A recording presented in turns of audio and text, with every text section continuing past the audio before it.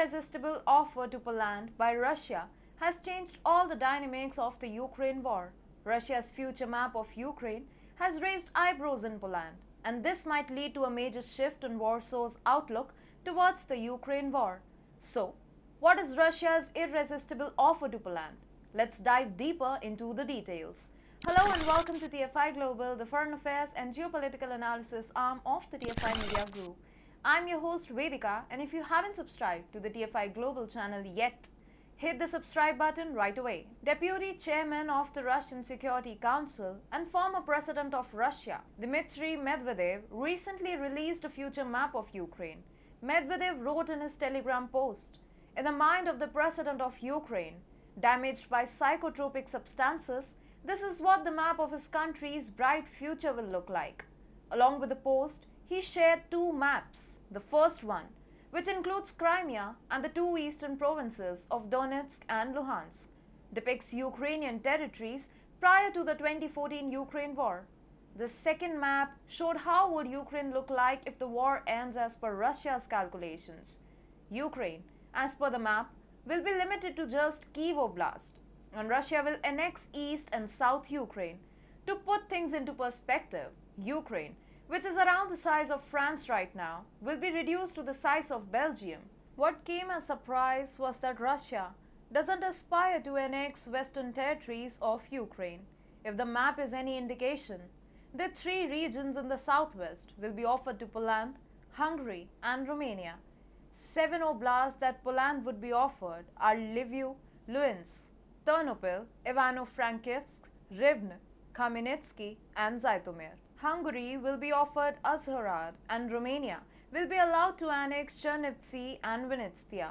Russia's new map of Ukraine is simply a highly lucrative offer to Poland. Poland, which has supported Ukraine like no other country, might get enticed to rethink its Russia policy.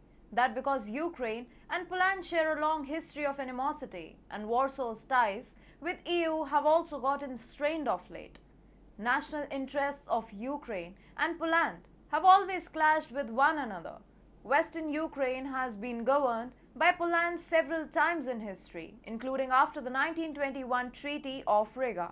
But Poles had to accept the loss of the eastern borders under the Yalta Agreement of 1945 in order to build good ties with Ukraine. Historically, Western Ukraine was part of Poland. Ukraine was still one of the countries that Poles disliked the most in 2000. Furthermore, the events that took place during the Second World War were equally responsible for the animosity.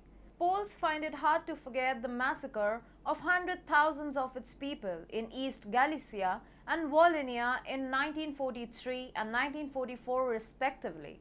The massacre was carried out by the Ukrainian insurgent army. The Bandera faction of the Organization of Ukrainian Nationalists carried out the crimes. The effort was to ethnically clean the area in an effort to keep it from ever becoming Polish again.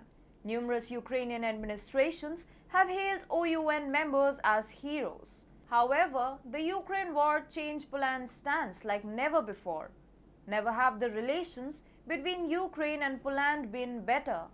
Poland has emerged as the most ardent supporter of Kyiv. It has also provided asylum to most Ukrainian refugees. It has emerged as a strong voice against Russia.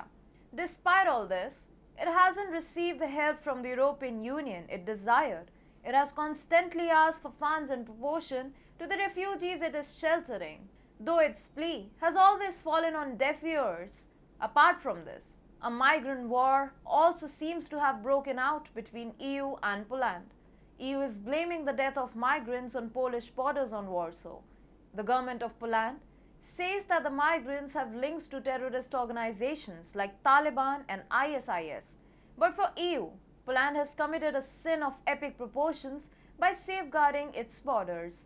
Big countries of the bloc like Germany and France are also forcing it to adopt euro in order to spoil its military expansion and emerge as a military powerhouse in Europe. The membership in the euro area will make it impossible for the country to buy the latest military technology from the US.